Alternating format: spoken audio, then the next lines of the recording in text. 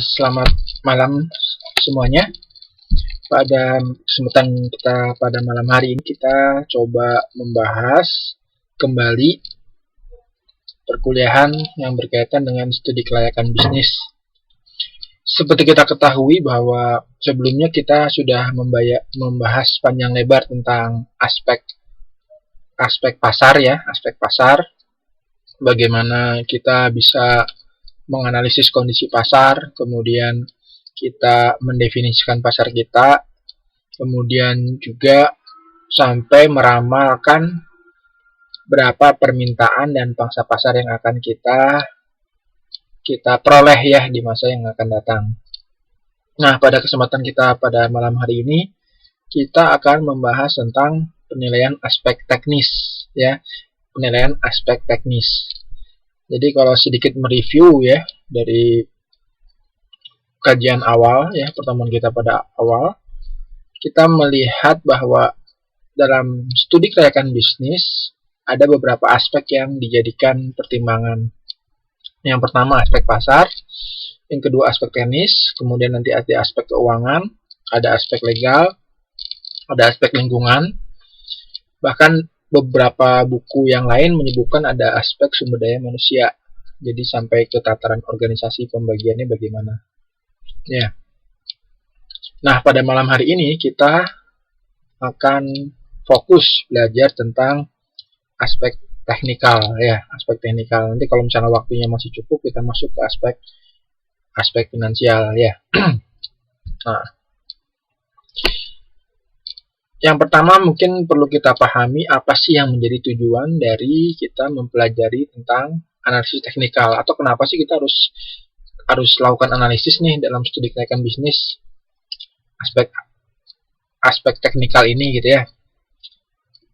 Jadi sejatinya bahwa analisis teknikal ini bertujuan untuk menggali informasi ya, menggali informasi tentang kebutuhan teknis yang sifatnya lebih terlihat itu ya, detail, bisa meliputi investasi bangunannya, bisa meliputi jumlah tenaga kerjanya, kapasitas produksinya, itu lebih detail lagi.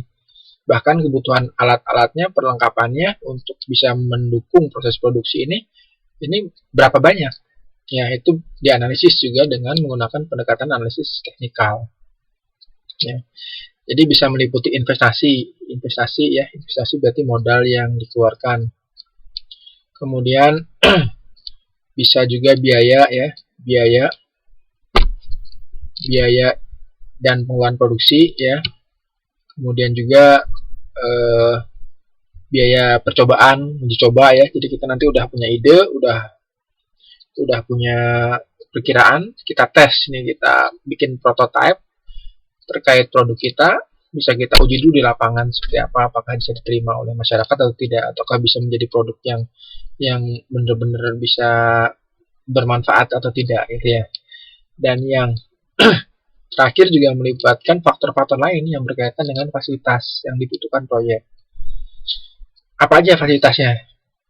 Misalnya gedungnya ya, kemudian selain gedungnya, sumber dayanya ya, sumber daya elektriknya, sumber daya airnya, sampai fasilitas-fasilitas yang sangat fundamental agar bisa berlangsung suatu bisnis.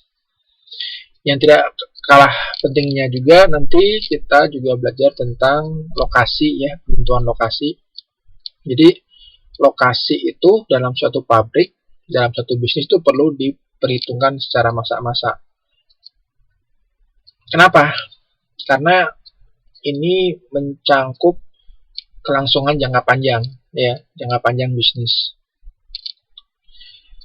Jangka panjang yang dimaksud bisa berkaitan dengan bagaimana nanti untuk menyediakan sumber daya manusia ya yang akan menjalankan proses bisnisnya, kemudian juga cara mendapatkan material-material ya, bahan baku kita ketika akan memproduksi barang. Bisa juga nanti juga berhubungan dengan bagaimana cara kita mendistribusikan,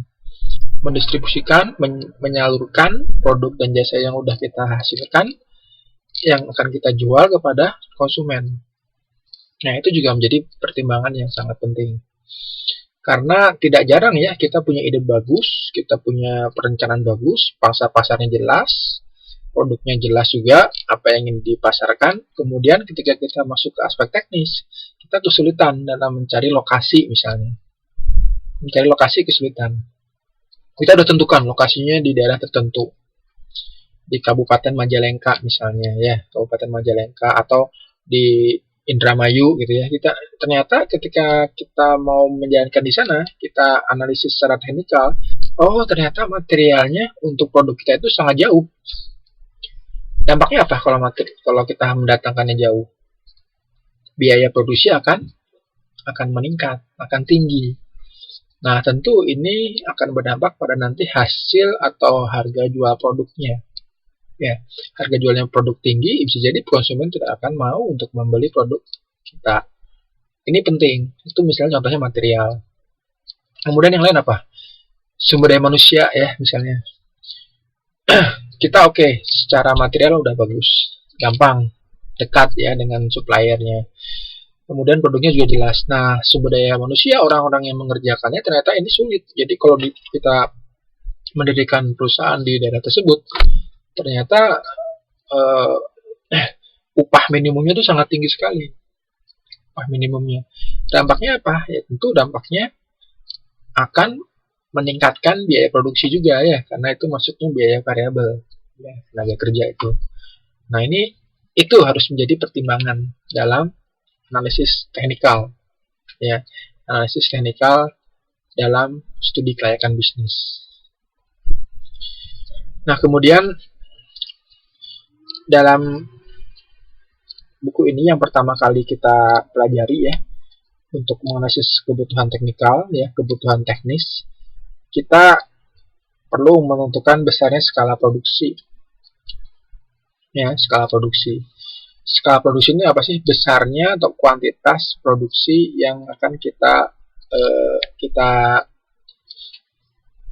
rancang ya, kita rencanakan di bisnis kita. Ya, berapa sih skalanya?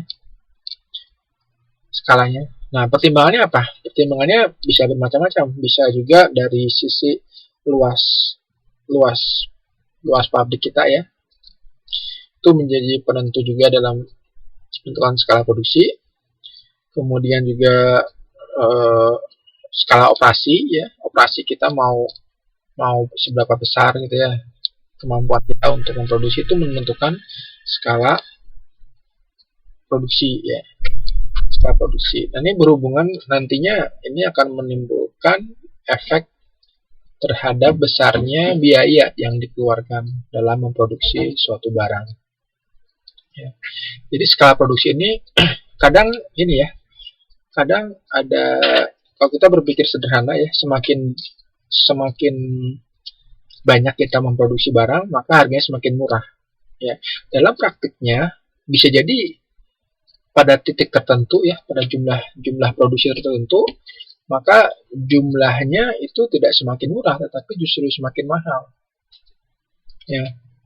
Contohnya apa? Contohnya misalnya kita punya mesin untuk memproduksi suatu produk ya, kapasitasnya 500. Jadi sekali produksi dia mampu menghasilkan 500 produk. Ya. Nah, jika kita memproduksi 600, maka kebutuhannya berapa mesin? Secara kalau misalnya mau serentak kita memproduksi 2 ya. 2. Nah, tentu ini bukannya semakin murah, bahkan bisa semakin mahal karena minimalnya itu harus 500. Kalau 1000 mungkin ya masih lebih murah. Nah, itu ya contohnya ya. Jadi itu tidak selalu ya semakin banyak memproduksi harganya semakin murah. Dalam prakteknya mungkin bisa bermacam-macam, bisa berbeda. Nah, dalam buku ini ada tiga metode yang digunakan, yang bisa kita gunakan untuk membantu kita untuk menentukan skala produksi ya. Skala produksi. Yang pertama metode apa? Metode dengan pendekatan konsep biaya marginal ya. Jadi ada marginal cost, ada juga marginal revenue atau pendapatan marginal. Apa itu marginal cost? Marginal cost ada yang tahu? Marginal cost itu adalah ini ya, bisa dilihat di sini. Saya tuliskan secara jelas di slide ini. Itu adalah bertambahnya biaya total karena adanya penambahan output untuk produksi. Tadi ya. Jadi kita ingin tingkatkan, ternyata otomatis akan meningkatkan biaya. Itu biasanya dikenal dengan biaya marginal.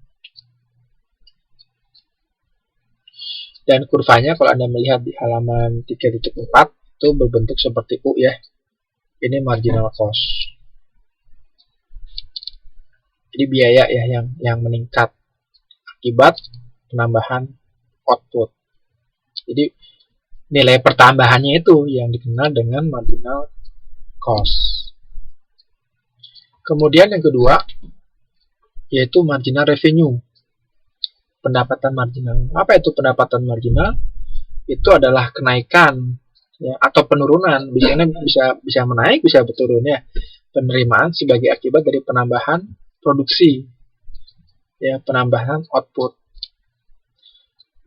Jadi jangan dikira ya dengan kita menambah jumlah kapasitas kita, skala produksi kita itu tidak selalu mendatangkan keuntungan. Bisa jadi justru mendatangkan kerugian. Makanya kita harus menentukan kira-kira berapa sih jumlah yang optimal itu untuk skala produksi kita. Jumlah optimal ya, bukan jumlah maksimal, tapi jumlah optimal. Jumlah optimal. Nah ini contohnya ya. Kemudian yang kedua itu dengan metode break even point. Ini yang paling sering mungkin kita dengar ya. BEP berapa sih BEP-nya? Nah, kan gitu ya. Udah BEP belum? Gitu misalnya kan kalau kita ngobrol sama temen, ngobrol sama bos gitu ya, sama pemimpin perusahaan, ini udah BEP belum bisnismu ya, kapan BEP-nya gitu ya. BEP itu apa sih? BEP itu adalah titik ya, titik di mana biaya atau pengeluaran dan pendapatan itu setara ya, atau seimbang. Jadi titik impas istilahnya ya. Titik impas itu dikenal dengan BEP, break even point, titik impas ya. Titik impas berarti misalnya modalnya 500, pengeluarannya 500, itu pas ya, sama-sama ya. Modal 500, penjualannya 500 gitu kan ya. Itu kan titik impas ya. Itu secara sederhana itu titik impas itu situ. Cuman kalau kita lebih rinci lagi, itu bisa kita analisis dari besarnya fixed cost, biaya tetap, dan juga biaya variabel. Kemudian dibandingkan dengan harga jual produk kita ya, price-nya. Nah, Anda bisa melihat di sini nih grafik ya. Grafik BEP ya, break even point, grafik titik impas. Titik impas itu yang mana sih? Yang ini ya, titik impas itu ya. Yang di tengah-tengah ini. Coba saya ini. Nah, ini titik impas itu titik di sini. Titik BEP. Ya. Jadi tengah-tengah ini adalah titik impasnya. Ya, titik impas. Nah, ini kalau dilihat di sini, ini grafik sumbu X dan sumbu Y. Itu sumbu X menunjukkan jumlah produksi ya, volume produksi. Kemudian sumbu Y-nya ini menunjukkan apa? Menunjukkan nilai penjualannya ya, nilai penjualannya. Nah, coba saya perbesar.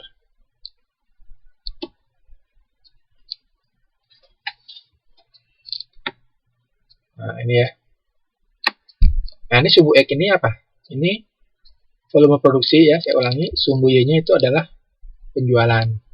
Ya, penjualan rupiah. Nah, garis yang pertama, yang bawah ini adalah fungsi penjualan. Ya, nilai penjualannya. Garis yang kedua, yang atasnya ini, itu adalah fungsi biaya totalnya. Ya. Nah, jadi BEP itu di mana di titik yang pertemuan ini ya, antara fungsi penjualan dengan fungsi biaya total.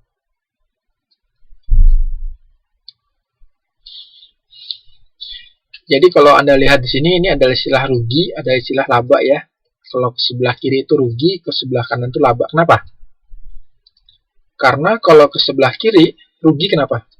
Karena biayanya lebih besar daripada nilai penjualannya. Ya, jadi kita mengeluarkan biaya yang lebih besar daripada hasil pendapatannya. Kita menjual produk, kita dapat pendapatannya, kita dapat income itu lebih kecil dibandingkan dengan biayanya. Jadi istilahnya rugi ya. Ini yang garis yang diasir di sini. Yang diasir sebelah kiri ini.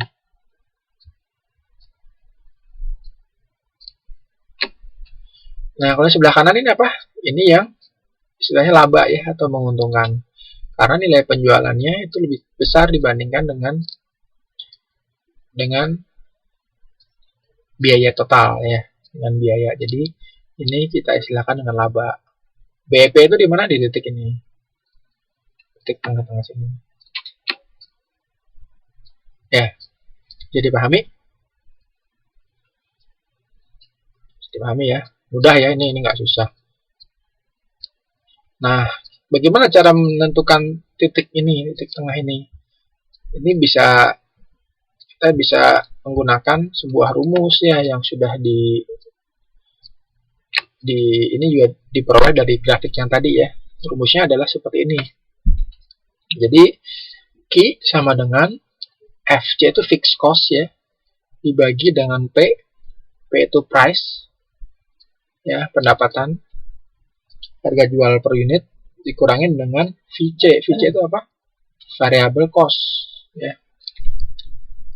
Jadi unit penjualan yang berapa sih nilai unit penjualan yang agar kita titik impas gitu ya, itu adalah nilainya Q.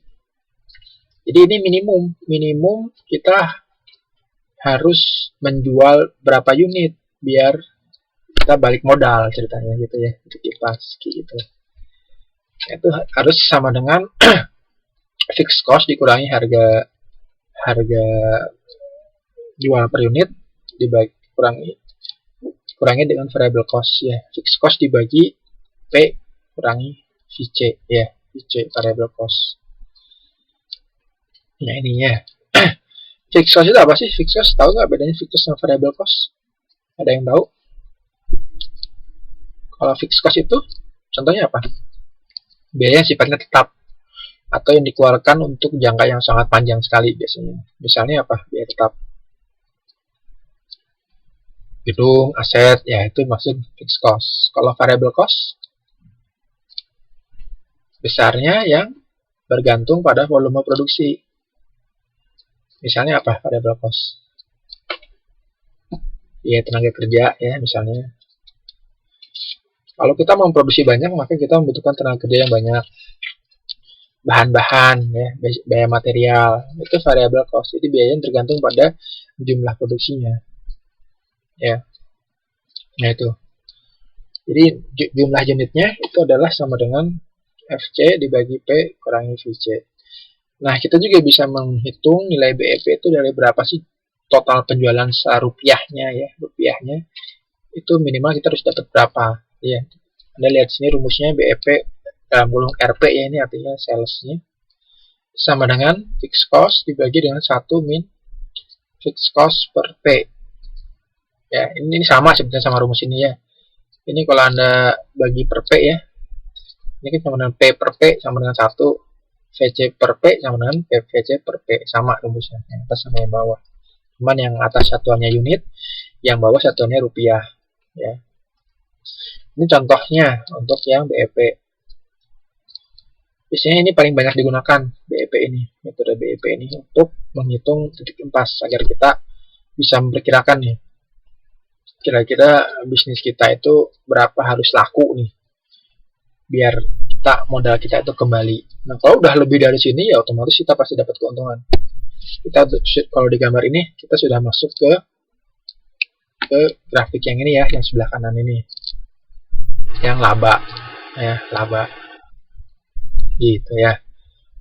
Oke, selanjutnya metode yang kedua itu adalah metode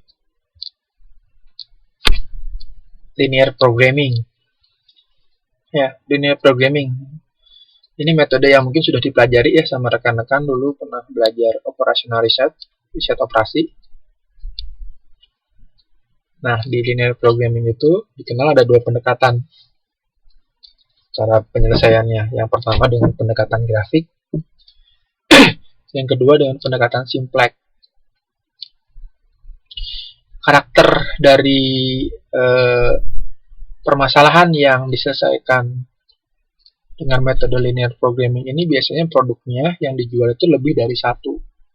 Ya, kalau yang tadi produknya sama satu ya, yang sebelumnya.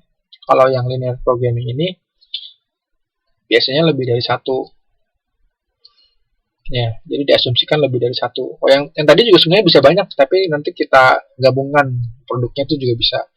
Nah, untuk linear programming ini ciri khasnya biar gampang mengingatnya itu biasanya produknya lebih dari satu, dua misalnya ya. Dan masing-masing untuk memproduksi itu memiliki kebutuhan yang berbeda.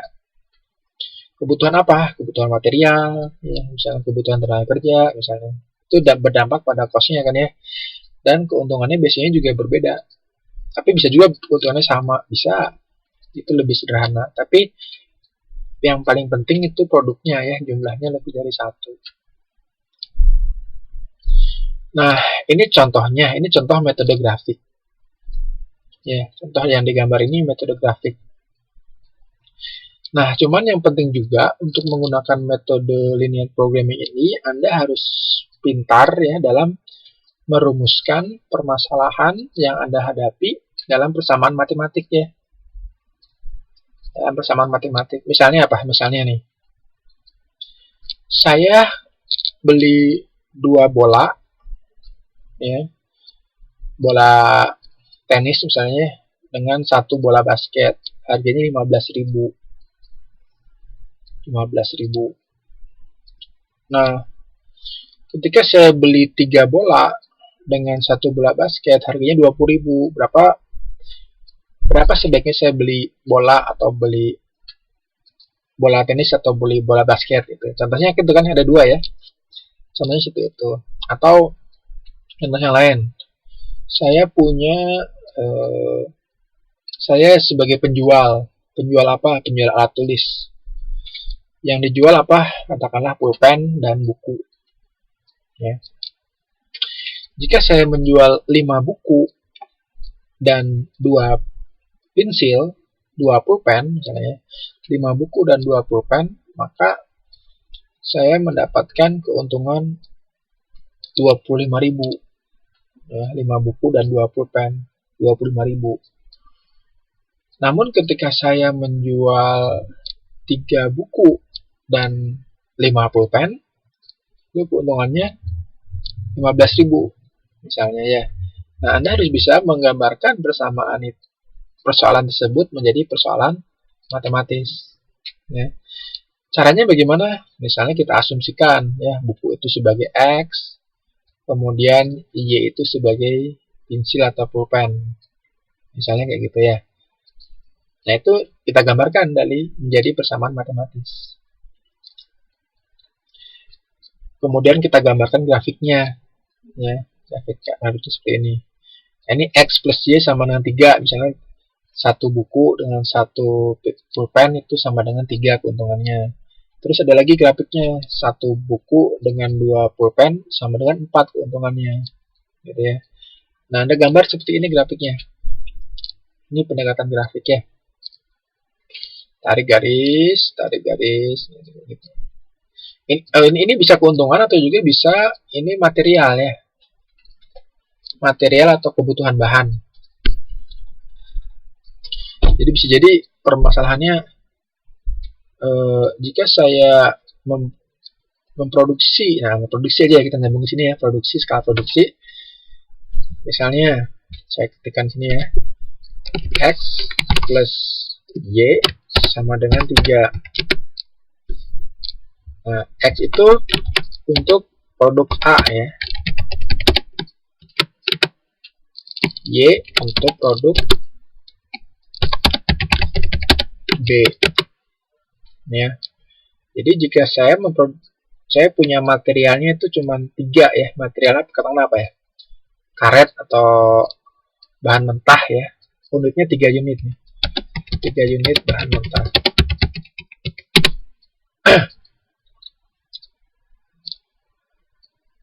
Nah, berarti dengan kita memiliki 3 unit bahan mentah, kita bisa memproduksi satu produk A dan satu produk B. Ya, ini membutuhkan 3 unit bahan mentah. Nah, bahan mentah tertentu ya misalnya. Kemudian kita punya bahan yang lain juga, ya, bukan bahan mentah, katakanlah yang kedua bahan setengah jadi ya, bahan setengah jadi. Nah, saya punya satu produk A plus 2 produk B, ini bisa memproduksi 2 produk B, ini membutuhkan 4 unit bahan setengah jadi misalnya. Ya, terus ada fungsi lagi yang baru, fungsi keuntungannya. Kalau yang tadi ini kan kapasitas produksi ya, kapasitas yang kita mampu ya. Jadi saya cuma punya 3 unit bahan mentah dan 4 unit bahan setengah jadi. Ini bisa buat apa? Bisa buat 3 unit bahan mentah bisa buat satu produk A dan satu produk B. Kalau 4 unit bahan setengah jadi itu bisa buat satu produk A dan 2 produk B. Nah, fungsi keuntungannya misalnya produk A itu keuntungannya 2 ya, keuntungannya. Produk B itu keuntungannya 3.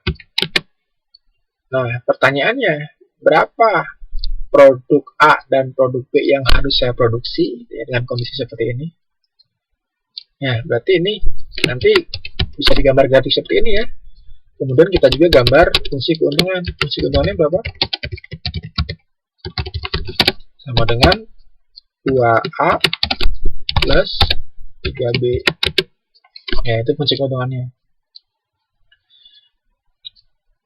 Nanti kita mencari maksimasi ya dari fungsi keuntungan.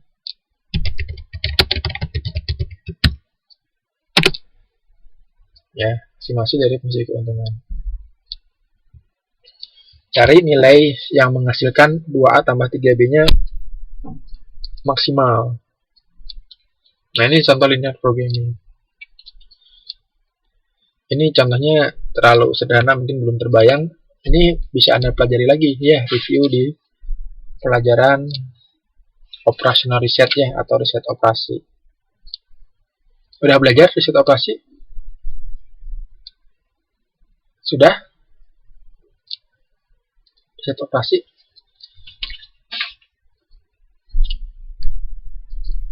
Udah ya? Riset operasi.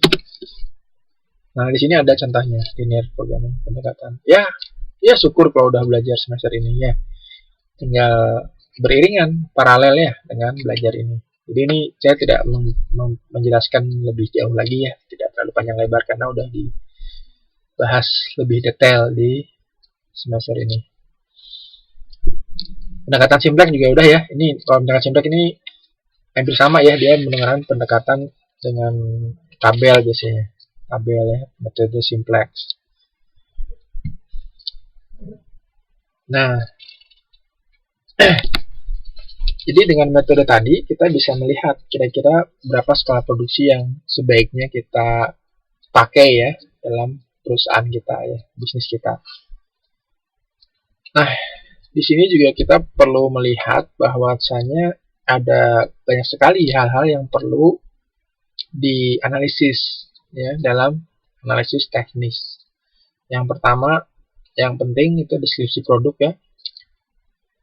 Spesifikasinya bagaimana, itu bagaimana agar kita bisa mampu untuk menjelaskan secara rinci ya tentang deskripsi produk kita. Kemudian deskripsi proses produksi ya. Jadi produknya udah jelas, kemudian bagaimana cara memproduksinya. Nah, itu kita harus jelaskan juga deskripsi proses produksinya. Biasanya bisa menggunakan flowchart ya atau peta peta aliran proses produksi atau operational process chart OPC ya, itu untuk menjelaskan tentang proses produksinya dari mulai material dasarnya apa, kemudian diprosesnya itu melalui berapa tahapan, itu bisa kita gambarkan. Itu harus bisa kita gambarkan. Jadi kita terbayang benar bagaimana proses memproduksi produk yang dimaksud. Kemudian juga nanti setelah jelas deskripsi prosesnya, bisa kita tentukan bagaimana perencanaan dalam penjadwalan proses produksi. Material kapan datang, kita pesan ke supplier kapan, kemudian sampainya kapan gitu ya. Itu nanti kapan kita produksi, nanti ada lead time-nya, itu jelas dalam penjadwalan. Kemudian pemilihan mesin ya, mesin dan peralatannya. Ini mesin apa yang sebaiknya digunakan untuk memproduksi produk yang kita inginkan. Apakah perlu yang presisi sekali atau cukup yang sudah ada ya, atau perlu kita beli baru atau cukup dengan yang sudah ada gitu ya. Ini tentang pemilihan mesin-mesin dan peralatan. Kemudian lokasi ya, tadi ya saya jelaskan lokasi pabrik. Ini juga menentukan sumber bahan baku, kemudian pasarnya, sumber daya manusianya, ya itu. Nah, selanjutnya juga tata letak ya, tata letak pabriknya, desain, layoutnya.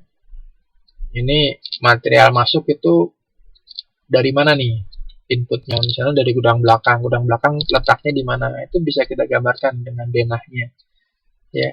Denahnya itu bagaimana?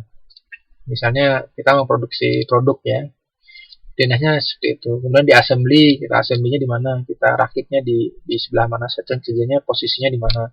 Itu digambarkan dengan detail. Kira-kira tata letaknya bagaimana? Kalau produknya berupa barang ya. Kalau produknya berupa jasa, itu juga bisa kita lihat aliran konsumen. Konsumen masuk dari pintu mana, kemudian dilayani oleh siapa, servernya di mana, customer service-nya di mana, tellernya di mana ya. Kalau lihat di bank itu kan ada flow-nya ya, denahnya ya. Nah, kita gambarkan seperti itu.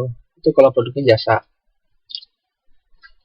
Itu layout. Kemudian bahan baku ya. Ini ya karakteristiknya apa yang digunakan bahan bakunya, termasuk juga jumlah yang dibutuhkan, biaya untuk mendatangkannya, ini bagaimana. Itu kita masukkan dalam analisis teknis. Yang selanjutnya tenaga kerja. Tenaga kerja ini terkait dengan kebutuhannya, berapa banyak tenaga kerja yang dibutuhkan untuk memproduksi, membantu kita dalam melaksanakan bisnis. Bisa tenaga kerja produksi, bisa tenaga di front office, itu bisa ya. Itu juga harus dijelaskan, dianalisis kira-kira berapa kebutuhannya, kemudian gajinya itu berapa, apakah dibayar per bulan atau per jam, yang tenaga kerja langsungnya berapa, tenaga kerja tidak langsungnya berapa gitu ya. Ini dimasukkan dalam analisis teknis ya, aspek teknis untuk tenaga kerja. Nah, selanjutnya limbah ya, limbah juga dimasukkan. Limbah itu berarti produk sisa akhir ya, yang tidak digunakan. Ini bagaimana? Apakah limbahnya berbahaya?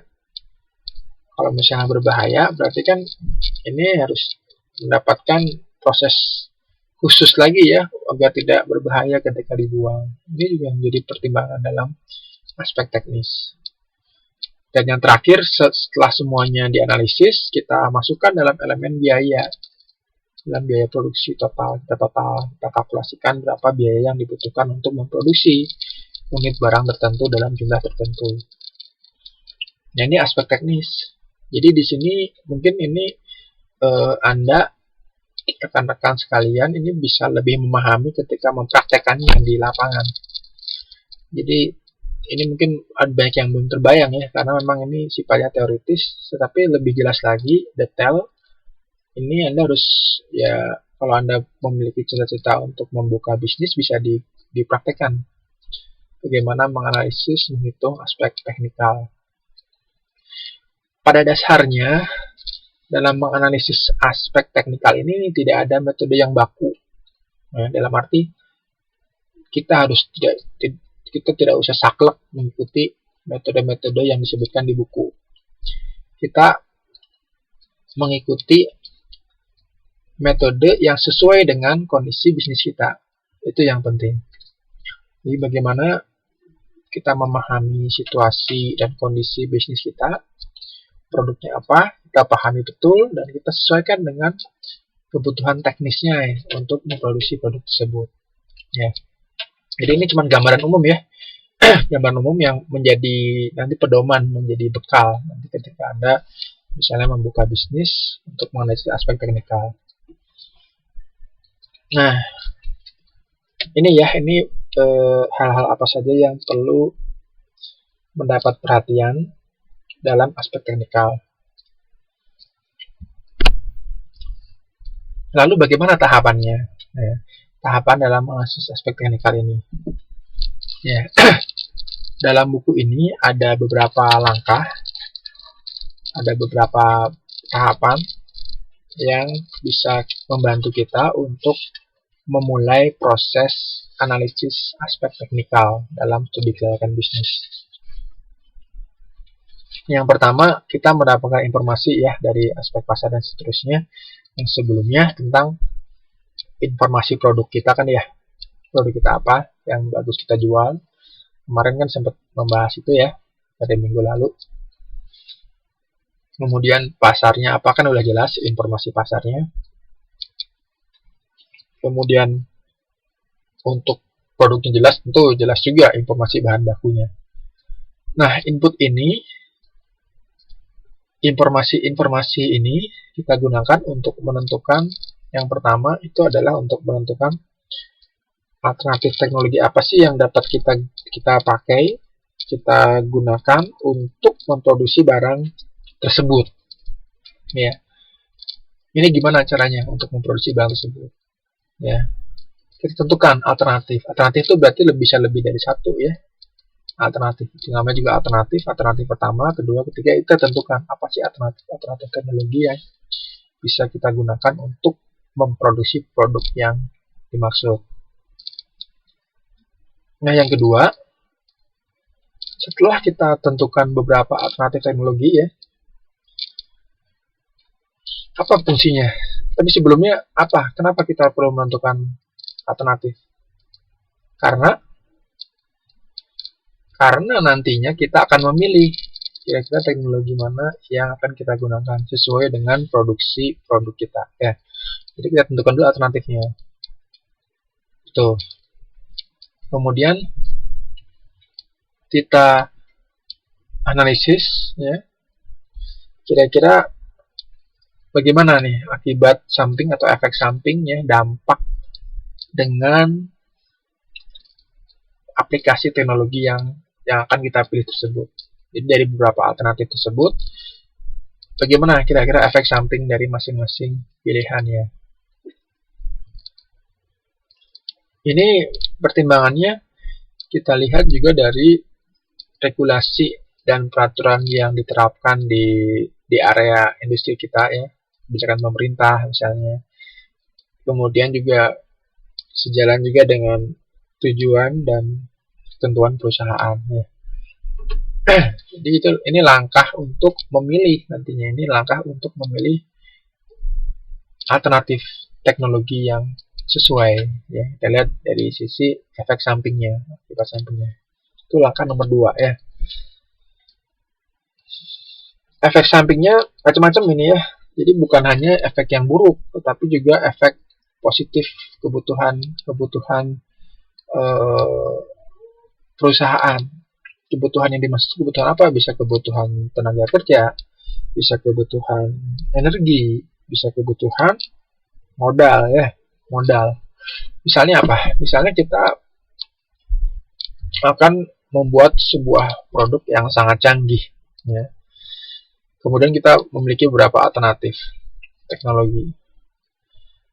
Nah, teknologi yang pertama ini teknologi yang berbasis nanoteknologi. Nanoteknologi lebih kecil dari mikroteknologi, jadi bisa memproduksi produk dengan ukuran yang sangat kecil sekali. Nah, kebutuhannya berarti apa? Efek atau akibatnya? Dibutuhkan orang-orang tenaga kerja yang mampu untuk mengoperasikan nanoteknologi tersebut. Berarti kebutuhannya harus tenaga yang ahli, bukan tenaga orang yang biasa-biasa. Gitu. Atau contoh yang paling sederhana, kita mau buka warteg misalnya, warung Tegal. Nah, berarti harus kita membutuhkan orang yang bisa masakan warung Tegal, gitu ya. Kalau kita merekrut orang yang tidak bisa masak, maka ini tidak sesuai dengan kebutuhan teknologinya, gitu ya. Seperti itu contohnya. Kemudian contoh yang lain terkait dengan kebutuhan energi, ya, kebutuhan energi. Kebutuhan energi itu apa? Misalnya teknologi yang kita pilih, kita membutuhkan mesin yang sangat besar.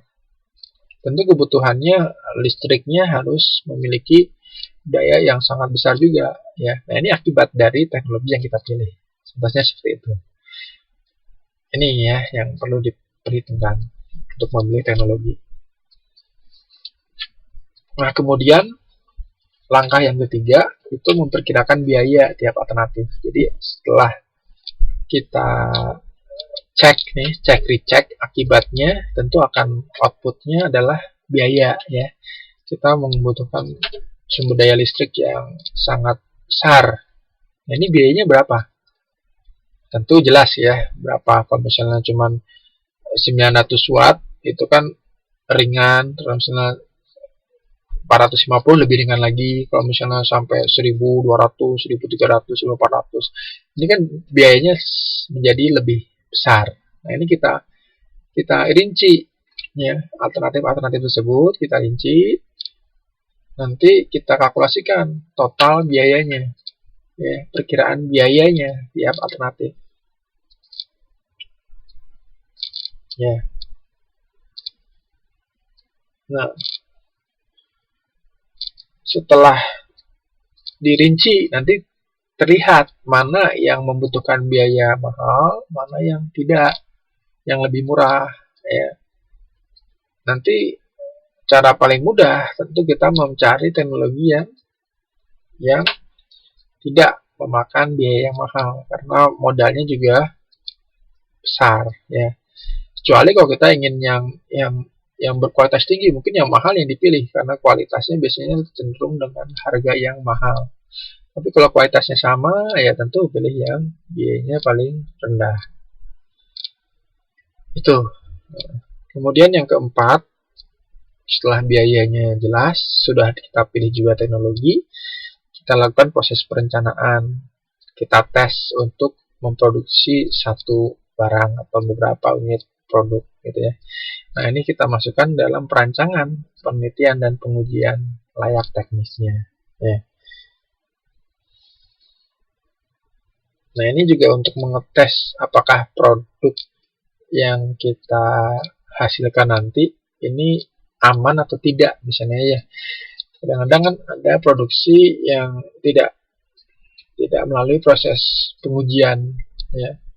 Akhirnya ketika dipasarkan pertamanya bagus, tapi ketika beberapa periode tertentu memberikan efek samping yang luar biasa. Akhirnya perusahaan tersebut bukannya jadi untung, justru jadi gulung tikar karena mendapatkan protes keras dari konsumen dan dilaporkan kepada lembaga perlindungan konsumen. Akhirnya harus ditutup. Nah, seperti itu ya. Jangan sampai ini terjadi dalam bisnis kita. Jadi perlu perencanaan, penelitian, dan pengujian layak teknisnya. Ini banyak ya kejadian ya. Bukan hanya perusahaan kecil, tapi perusahaan besar. Contohnya dulu itu mobil ya, perusahaan manufaktur Toyota itu dia terjadi kesalahan teknis ya pada dalam menggunakan kualitas material atau spare part untuk pengereman untuk braking ya, pada kendaraan Yaris misalnya. Dulu ada masalah itu, jadi Yaris sudah laku keras, ternyata brakingnya ini berbahaya. Jadi kadang-kadang untuk kecepatan tertentu ini tidak bisa digunakan untuk mengerem. Jadi dampaknya ada terjadi kecelakaan. Akhirnya cek lagi, oh ini permasalahannya cuma sepele sebetulnya, kualitasnya ada komponen tertentu yang ini tidak baik, tidak layak untuk digunakan. Akhirnya langsung ditarik. Jadi mobil tersebut langsung ditarik oleh pabrik, langsung diganti seketika itu material yang atau spare part yang bermasalah. Ini contohnya akibat dari kita tidak melakukan pengujian layak teknis. Kemudian setelah melewati beberapa tahapan analisis, tahapan yang kelima itu adalah tentang apakah semua perencanaan itu sudah sesuai, terpenuhi, baik itu dari sisi biaya, investasi, dan biaya percobaannya, ya. Apakah sudah bisa memuaskan hasilnya? Kalau memuaskan, berarti ya sudah siap kita untuk memproduksi. Ini baru kita berbicara tentang tahapan analisis teknikal ya. Jadi secara teknik mungkin dia sudah layak ya.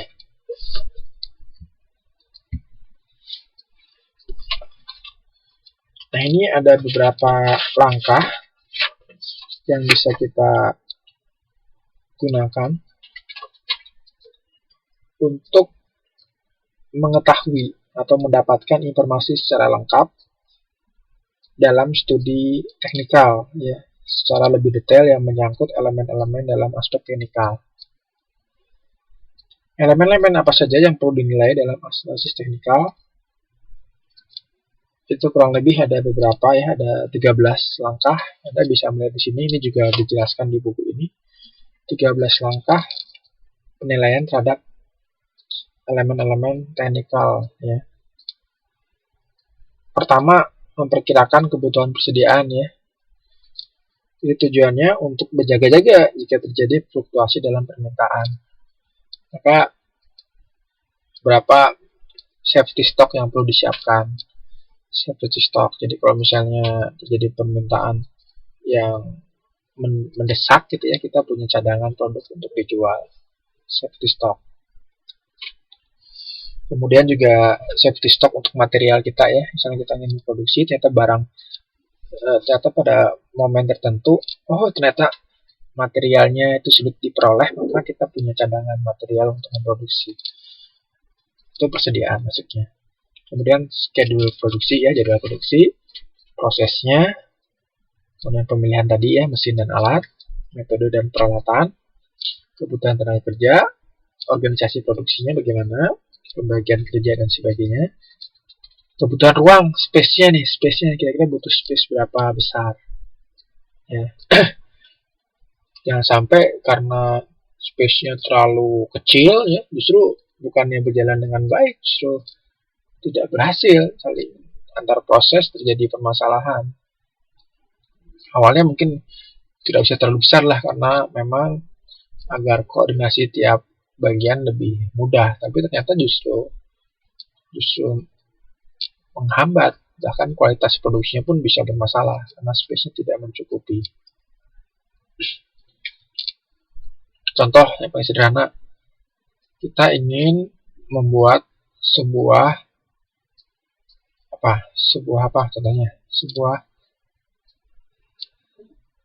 kita ingin memproduksi sepatu misalnya. Dalam proses sepatu itu kan ada proses pengesolan, penjahitan kulitnya, sampai assembly-nya. Nah, untuk melaksanakan proses itu dibutuhkan masing-masing tahapan itu prosesnya ukuran ruang 5x5 misalnya. Nah, sementara yang tersedia cuma 5x3. Nah, ini sisanya ini kan tentu akan membuat tidak nyaman pekerja itu juga untuk melaksanakan proses mengerjakan pekerjaan. untuk melakukan pekerjaan. Maka ini harus menjadi pertimbangan dalam penilaian elemen teknikal. Yang selanjutnya itu tata letak ya, tata letak fasilitas fisiknya, dari mulai input, kemudian stasiun kerja ke stasiun kerjanya misalnya ya. Jangan sampai nanti bentrok misalnya, saling bertabrakan. Jadi saling bertabrakan, flow-nya itu tidak jelas, atau flow-nya bolak-balik ya, itu akan memakan waktu yang lama. Jadinya biasanya sehari bisa menghasilkan 1000 produk, karena flow-nya tidak bagus, cuma bisa 500. Ini pengaruh dari tata letaknya, tata letak fasilitas itu bisa menyebabkan hal-hal seperti itu. Contoh ya, ketika saya dulu pernah berkunjung ke pabrik Toyota ya, Toyota Kijang Innova di Cikarang, itu ternyata dalam beberapa detik, beberapa menit itu mereka bisa menghasilkan 1 unit Toyota.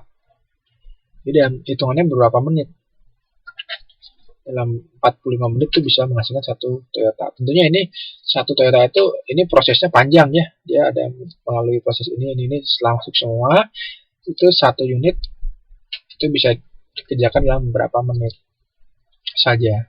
Nah, ini efek dari penataan tata letak pabrik yang baik dan perencanaan flow-nya juga jelas gitu ya. Flow produksinya juga jelas. Itu contohnya.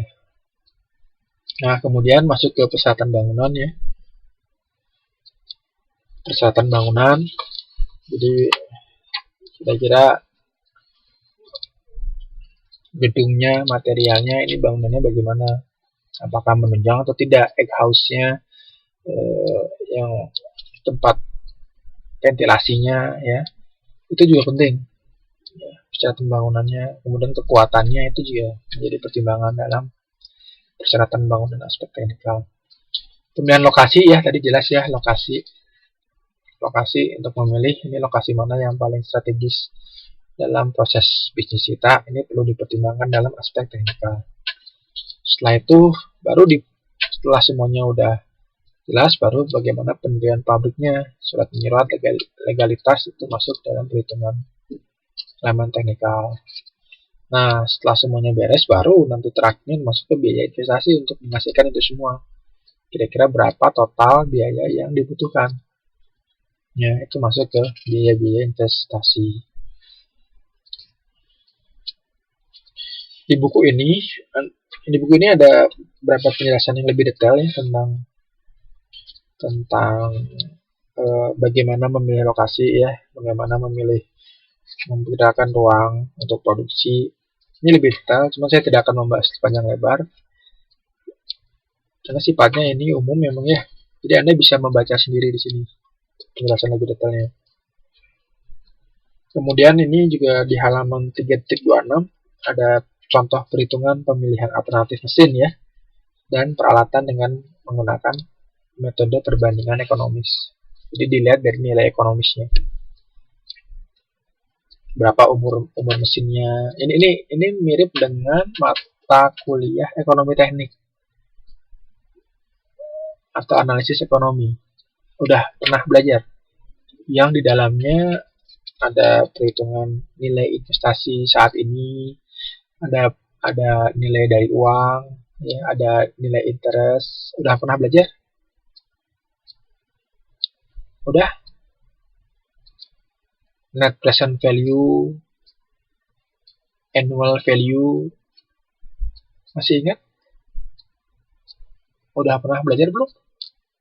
Sebelum? Atau kalau misalnya kita menabung sekarang di bank dengan bunga sekian persen, kira-kira tahun depan saya dapat nilai uang berapa? Nah, belajar. Terus kalau misalnya bunganya berbunga, nah itu berapa? Pernah belajar?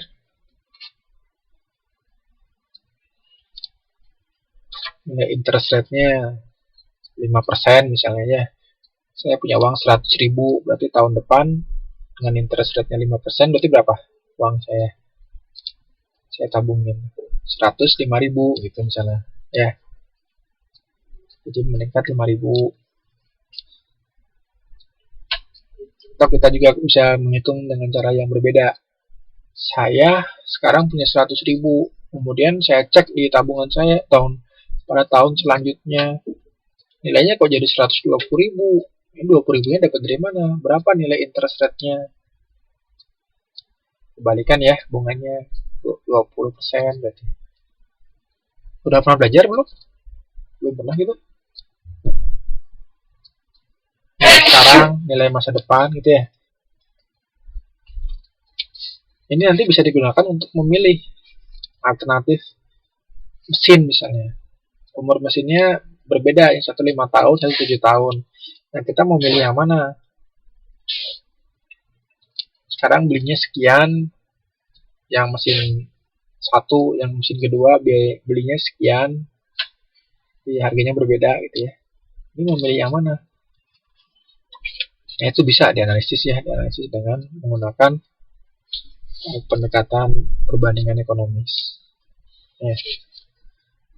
Anda bisa membaca nih pada halaman 3.27 dan 3.28.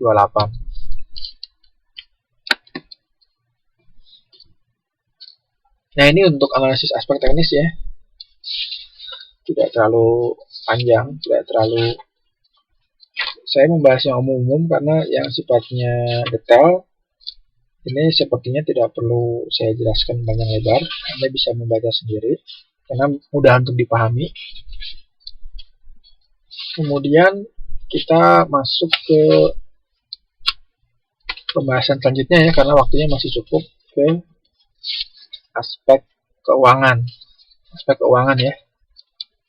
Aspek keuangan.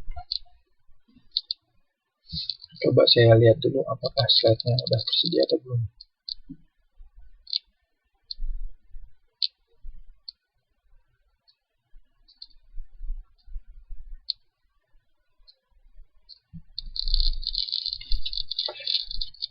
Nah, setelah kita menganalisis tentang aspek pasar, kemudian juga aspek teknis, langkah selanjutnya adalah kita melakukan pertimbangan aspek finansial, ya, aspek finansial.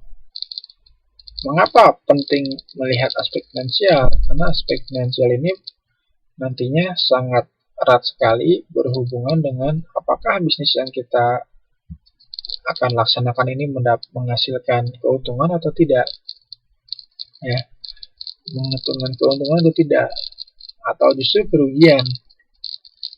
Ya, ini biasanya digunakan untuk mengambil keputusan untuk melakukan proses investasi.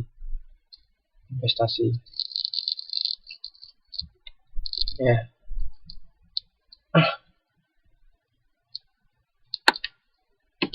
Investasi. Nah, ini coba ini ada slide tapi cuma satu halaman, belum saya sempurnakan.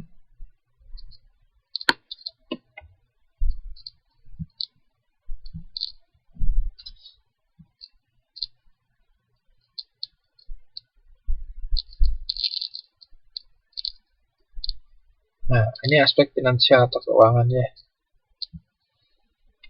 Nah, jadi sebelum mengambil keputusan untuk melakukan investasi, jadi setelah melakukan tinjauan teknis, maka langkah selanjutnya adalah dengan membuat analisis aspek finansial ya. Analisis finansial, investasi dan analisis finansial. Jadi ini dilakukan untuk melihat bagaimana perkiraan pengeluaran dan penerimaan keuangan selama periode yang ditentukan, yang kita tentukan, umur proyek misalnya, yang nanti akan tertampak bagaimana sih aliran kasnya, kas keuangannya, ya, di perusahaan atau di bisnis kita tersebut. Nah, aliran keuangan ini nanti akan dipakai untuk apa? Sebagai acuan untuk menilai apakah proyek investasi ya atau bisnis kita itu layak atau tidak secara ekonomis.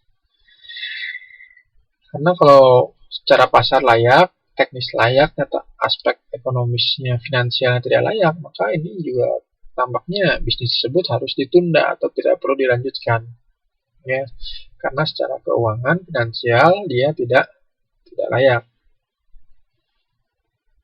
Nah, dalam membuat analisis aspek finansial ini, yang penting Anda pahami adalah bagaimana membaca suatu laporan keuangan, ya. Atau sebelum membaca, Anda harus bisa membuat dulu atau membaca laporan keuangan yang sudah ada, ya. Anda membaca dulu. Setelah Anda mampu membaca, Anda mampu memahami apa maksud dari laporan keuangan tersebut. Laporan keuangannya bisa berupa neraca, bisa laporan laba rugi, bisa jurnal buku besar, gitu ya. Nah, apa maksudnya dari situ, ya? Ini maksudnya apa? Aktifal. Biasanya Anda lihat halaman 4.5. 4.5 ini contoh neraca, ya, neraca keuangan PT IGL, ya, PT IGL. Nah, di sini ada aktiva lancar, ya, ada nilai harta lancar, aset lancar, ya, kemudian modal, utang, piutang, ini jelas di sini dalam neraca. Jadi mana yang menjadi pemasukan, mana yang menjadi pengeluaran. Dan nilai neraca itu harus sama, ya, besarnya. Total aktiva dan total uang dan modal, ya, 23.100.000 rupiah misalnya, contohnya di sini. Ini neraca, ya. Kemudian yang kedua, ini contohnya laporan laba rugi. Nah, laporan laba rugi. Jadi berapa sih laba per tahun, ya. Kemudian nanti laba ini, informasi ini setelah kita pahami tentang laporan laba rugi, nanti kita bisa hitung berapa besarnya pajak yang harus kita keluarkan. Jadi pajak itu biasanya dihitung berdasarkan nilai pendapatan setelah kurangi dengan biaya-biaya, ya. Biaya-biaya itu menjadi laba bersih, ya, nanti dapat laba bersih operasional. Kemudian itu menjadi laba sebelum pajak, ya, nanti laba sebelum pajak. Nah, pajaknya dihitung dari laba, ya, laba yang diperoleh. Setelah itu, setelah laba bersih sebelum pajak dikurangi dengan pajaknya, pajak penghasilannya, maka itu adalah laba bersih setelah pajak, itu laba bersih, ya, yang net, ya, yang nanti akan kita peroleh di perusahaan. Nah, ini dilihat apakah ini menghasilkan laba bersih atau tidak. Kalau misalnya justru tidak menghasilkan laba bersih atau negatif nilainya, maka ini bisnis kita ini tidak layak untuk dijalankan. Nah, dari informasi laba bersih ini, nanti bisa Anda gunakan untuk menentukan harga pokok penjualannya. Ya, harga pokok penjualannya. Harga pokok penjualan berarti harga produknya ini berapa harus dijual, ya. Harga produknya.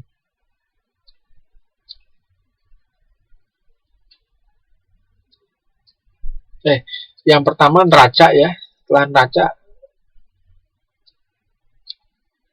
harga pokok, setelah harga pokok laba, ya. Jadi tahapannya yang pertama kita lihat neracanya dulu. Yang kedua kita lihat harga pokok produksinya. Dari neraca dan harga pokok produksi, kemudian bisa kita buat laporan laba ruginya. Ya, laba rugi itu yang biasanya ditempatkan di terakhir. Ini contoh laporan keuangan. Kalau di buku ini laporan laba ruginya di posisi nomor 2, ya. Jadinya kalau kita tidak hati-hati, kita menganggap bahwa laporan laba rugi ini dibuat sebelum menentukan harga pokok penjualan. Tapi kalau kita lihat di sini informasi ini di laporan laba rugi, ternyata harga pokok penjualan sudah muncul, ya, besarnya. Ya, berarti kan dia harus dihitung terlebih dahulu, ya, sebelum laporan laba rugi. Nah, bagaimana untuk menghitung laporan atau harga pokok penjualan, harga produk produksi? Yang pertama kita tuliskan berapa biaya bahan baku, ya. Biaya bahan baku, persediaannya berapa, kemudian dari persediaan itu kita melakukan proses pembelian, ya. Jadi persediaannya ada berapa unit nih? Ada 10 unit. Tiap unit harganya berapa? Nah, itu jadi persediaan dari bahan baku. Kemudian kita beli lagi untuk menambah persediaan. Pembelian bahan baku berapa besarnya? Nah, itu bahan baku yang tersedia. Ya, itu bahan baku yang tersedia. Berarti kita punya bahan baku sejumlah sekian. Ya, itu yang tersedia. Jadi yang persediaan ditambah dengan yang kita beli. Itu jadi bahan baku yang tersedia. Kemudian kita cek persediaan pada akhir periode berapa. Oh, ternyata berkurang sekian. Nah, itu menjadi biaya bahan baku.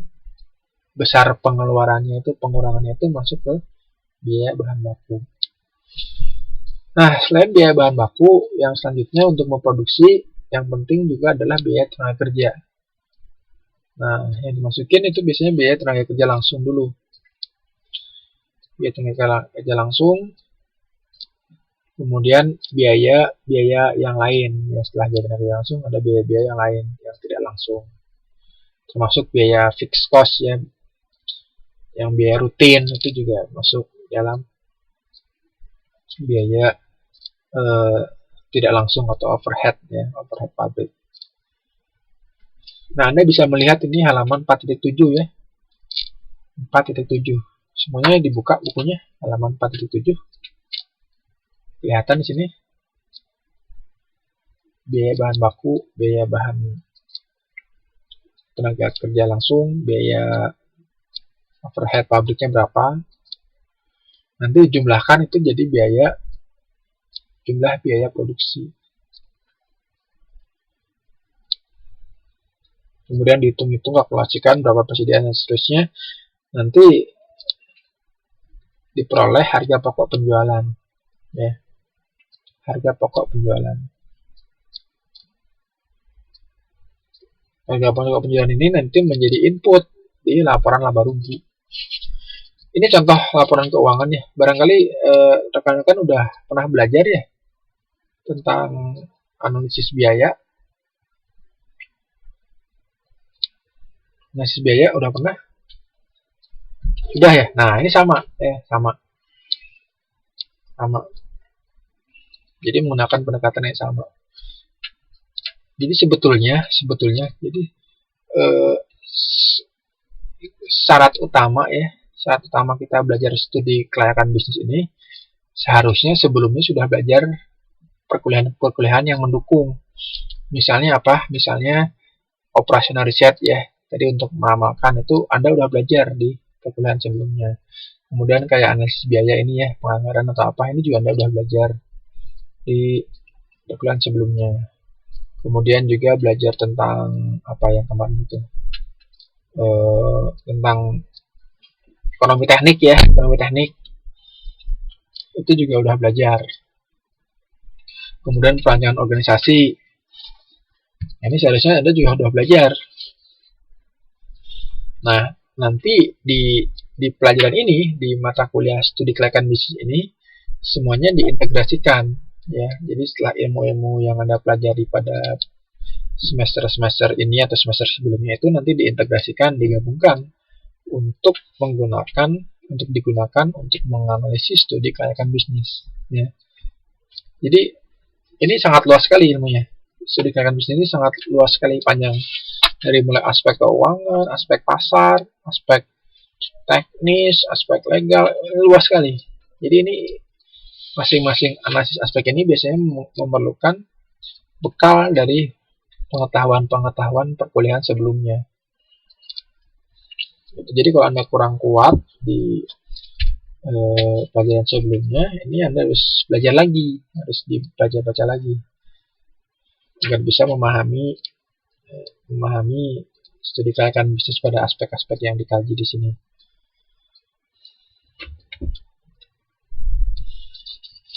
Nah, ini tentang laporan keuangan ya. Kemudian kita juga nanti perlu untuk belajar lagi ya tentang bagaimana memilih ya. Kan kita tadi menganalisis aspek teknis ya, ada beberapa alternatif ya. Kemudian dianalisis aspek keuangan juga, itu ada beberapa alternatif yang ingin kita pilih. Kita pilih dari sisi apa? Dari sisi tentunya dari sisi keuntungan. Mana yang bisa memberikan keuntungan yang besar dalam bisnis kita ya. Ini kita pilih nanti mana yang menguntungkan. Nah, dengan pendekatan aspek finansial ya atau keuangan. Ada beberapa metode yang bisa kita gunakan untuk memilih alternatif dalam aspek keuangan ya atau aspek finansial. Anda bisa membuka di buku ini halaman ini ya, masuk ke halaman 4.39. 4.39. Nah, Anda bisa menggunakan pendekatan ini. Menghitung berapa nilai saat ini, kemudian nilai di masa yang akan datang. Ya, kemudian melihat berapa nilai rate of return-nya, berapa persen pendapatannya, tingkat suku bunga tertentu ya. Kemudian melihat juga dari sisi berapa lama nih investasi ini bisa kembali. Kita misalnya mengeluarkan modal sekian rupiah ya. Nah, ini dalam tempo berapa lama ini bisa balik modal ya. Nah, biasanya ketika Anda mengajukan proposal ke siapapun, itu yang akan tanya adalah itu. Jadi berapa lama ini kalau kita menginvestasi di bisnis Anda, ini berapa lama modalnya akan kembali ya. Ini masuknya ke analisis finansial dengan perhitungan dengan pendekatan payback period ya, payback period. Jadi berapa besarnya keuntungan yang akan diperoleh, itu berapa lama ya. Kadang ada investor yang dia ingin cepat mendapatkan keuntungan, atau juga dia memberi jangka waktu tertentu tapi keuntungannya harus sekian, karena investor itu juga memilih ya, pemilik modal itu memilih. Jadi modal itu bukan hanya datang dari modal kita ya, bisa jadi dari orang lain ingin menanamkan modalnya ke bisnis kita. Nah, orang yang ingin menanamkan modal itu akan memilih, kira-kira kalau saya menanamkan modal di bisnis ini ya, ini berapa lama pengembaliannya misalnya tuh. Kan dia juga bisa memilihnya. Ada lagi bisnis yang lain, barangkali kalau misalnya kita memberikan jangka waktu yang lama ya, bisa jadi investor tersebut akan memilih beralih ke bisnis yang lain, bukan ke kita, ke orang lain mungkin yang juga menawarkan bisnis yang menjanjikan. Nah, ini bisa terjadi. Kemudian juga investor itu kadang melihat dari aliran kas tadi ya, aliran kas keuangan kita dari laporan neraca ini bagaimana sih arus per tahunnya, per bulannya, apakah bagus, apakah pemasukan dan pengeluaran itu berjalan secara seimbang, apakah justru pengeluarannya terlalu besar. Itu dilihat dari aliran kasnya ya. Nanti kan kita membuat perencanaan kan ya, ini kan intinya kita menganalisis itu untuk merencanakan, belum membentuk secara nyata ya kelayakan bisnis itu. Jadi studi kelayakan bisnis itu menguji apakah bisnis ini layak atau tidak ya. Jadi dari sisi itu dulu, belum ke langkah nanti diaplikasikan bermain di lapangan, belum. Ini kita menganalisis layak atau tidaknya dulu. Nah, ini kita masuk ke aspek finansial ya, aspek keuangan. Nah, investor biasanya seperti itu. Jadi melihat dari sisi aliran kas. Kadang ada ya yang payback periodnya itu lama, tapi aliran kasnya bagus. Jadi dia tertarik, seimbang gitu ya. Penggajiannya lancar, pemasukannya juga jelas, lancar. Ini dia melihat bahwa oh ini bisnis ini bisa berjalan dengan baik karena dinamis antara pendapatan dan pengeluarannya. Itu bisa yang seperti itu. Kemudian ada juga yang melihat dari segi IRR ya, interest rate return, berapa persen nih, berapa persen keuntungan yang bisa dia peroleh dari modal yang dia miliki. Ya, ini juga menjadi pertimbangan apakah bisnis tersebut layak atau tidak secara finansial. Ya, jadi itu ya yang pentingnya. Kemudian net present value ya, dengan pendekatan net present value NPV itu dilihat kira-kira nilai saat ini, kan kita menjalankan bisnis kan nanti berjangka waktu berapa tahun ya, berapa periode. Nah, di akhir periode kira-kira nilai saat ininya itu berapa ya, itu bisa dihitung dengan net present value NPV ya.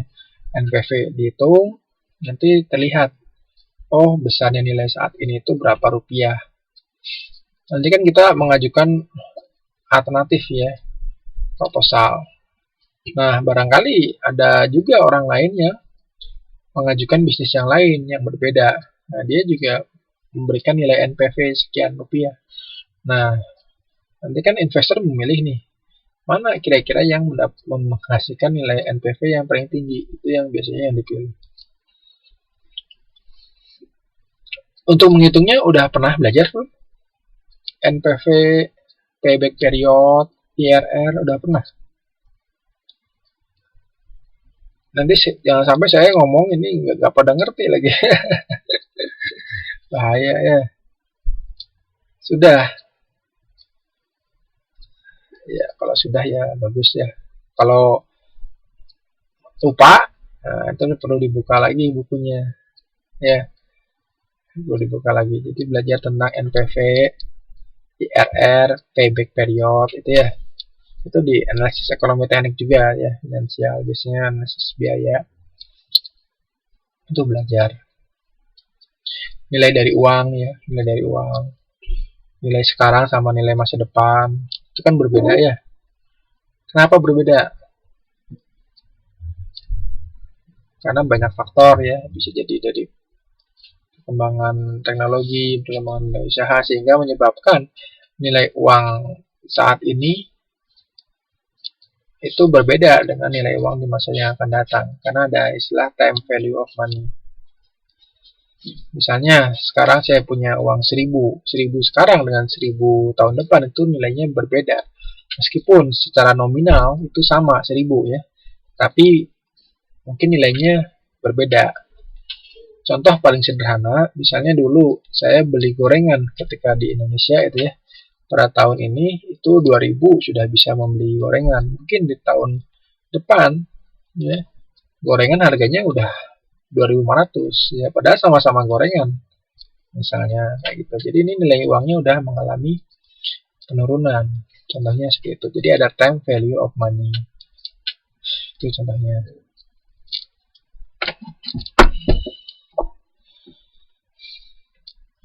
Nah, kemudian yang selanjutnya adalah tentang analisis sensitivitas. Di halaman 4.56. Nah, analisis sensitivitas ini biasanya digunakan untuk mengevaluasi ya, mengevaluasi dan mengkaji lebih lanjut tentang proyek ya, atau bisnis yang sedang kita analisis. Jadi mengevaluasi lebih lanjut ya, lebih lanjut itu yang dimaksud apa? Lebih lanjut ini untuk memastikan jika terjadi perubahan-perubahan yang sifatnya tidak bisa diprediksi ya, terjadi, ini kira-kira penyesuaiannya itu seberapa jauh ya. Jadi itu yang dikenal dengan sensitivitas. Sensitivitas itu jadi terkait dengan kalau misalnya ada parameter atau faktor-faktor tertentu yang terjadi dalam bisnis kita, ya. Ini keuntungannya atau outputnya atau produksinya itu seberapa jauh akan bergeser, ya. Jadi seberapa sensitif, ya. Jadi kalau semakin bisnis kita itu bisa menyesuaikan perubahan atas faktor-faktor tersebut, ya, yang tidak bisa diprediksi, maka bisnis kita itu semakin kokoh atau robust, ya, kokoh, jadi fleksibel, dia bisa mengikuti perkembangan. Ini semakin sensitif istilahnya, jadi dia bagus. Tetapi kalau misalnya tidak bisa menyesuaikan, berarti ini tidak sensitif bisnis, ya. Ini contohnya.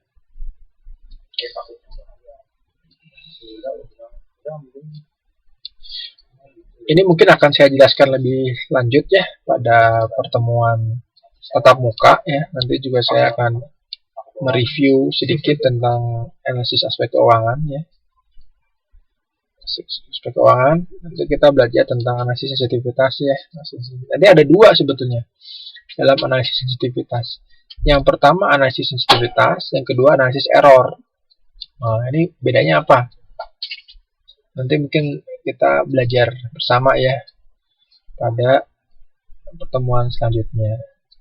Sampai di sini kira-kira ada yang ingin tanyakan? Sampai di sini.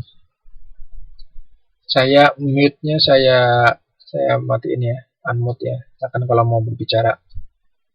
Nah.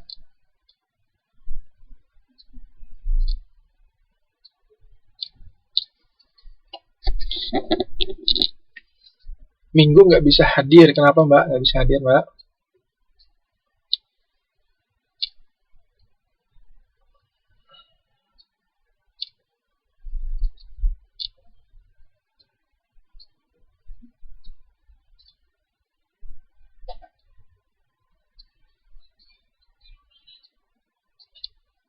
Ya,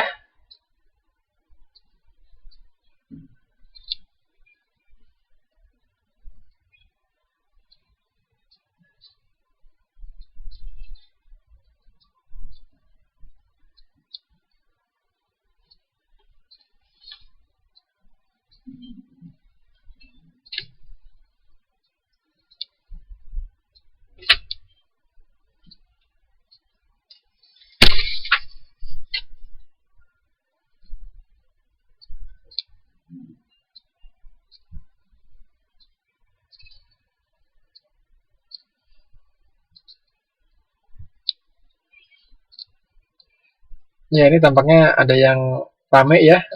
Jadi saya matikan ini, ya, mikrofonnya, ya. Ada yang sedang diskusi dengan yang lain. Oke.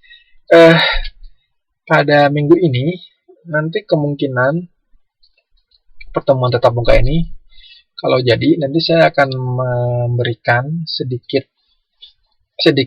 kuis, ya. Sedikit kuis untuk melihat seberapa jauh pemahaman yang rekan-rekan sekalian pahami terkait dengan kematerian yang saya sampaikan.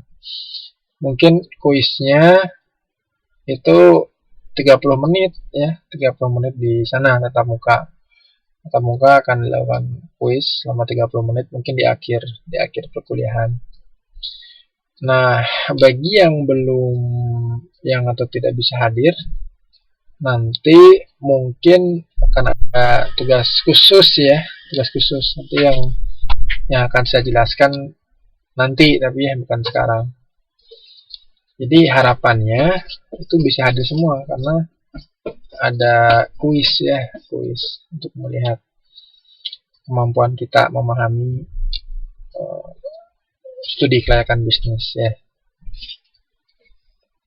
Oh, udah di Indonesia. Oh, ya nggak apa-apa, nanti begitu tugas khusus saja, ya. Tugasnya tentu akan berbeda, ya, daripada yang hadir. Kalau yang hadir mungkin tidak perlu mengerjakan tugas, kalau yang tidak hadir mungkin harus mengerjakan tugas tambahan. Termasuk kuisnya juga nanti akan saya berikan secara online, mungkin, ya, secara online. dengan ya format tertentu yang nanti kita bahas lebih lanjut. Tapi kalau yang hadir lebih baik lagi ya, karena kita bisa lebih banyak berdiskusi juga. Ada pertanyaan-pertanyaan yang kurang jelas di perkuliahan sebelumnya juga bisa disampaikan. Ya, putus-putus enggak ya, mungkin jelas ya.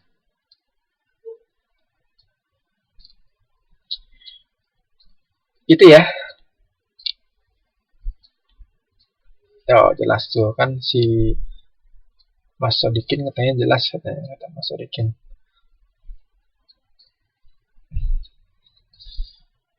Jadi tetap muka kita, kalau nggak salah saya lihat jadwalnya itu jam 1 ya. Jam 1 ya. Dari UT Pusat, UT Taiwan jam 1. Berarti nanti kita jam 1 sampai jam setengah 3 kita kuliah biasa. Setengah 3 sampai jam 3 kita akan melaksanakan kuis ya, kuis menjawab beberapa pertanyaan singkat. Gitu ya. Ada lagi pertanyaan? Tidak ada. Kalau tidak ada pertanyaan, kita cukupkan dulu ya pertemuan kita pada malam hari ini. Jika ada yang masih belum jelas atau ketika nanti setelah kuliah ini ada pertanyaan, Anda bisa langsung mengirim pesan saja ya melalui Facebook saya nanti atau melalui email saya. Ya, mudah-mudahan saya bisa menjawab pertanyaan rekan-rekan sekalian. Ya, baik, kalau tidak ada lagi pertanyaan, saya tutup kuliah kita pada malam hari ini. Terima kasih atas perhatiannya. Mohon maaf atas segala kekurangan dan keterbatasan. Sampai berjumpa pada tatap muka hari Minggu, insya Allah. Selamat malam dan selamat beristirahat. Ya, Assalamualaikum warahmatullahi wabarakatuh.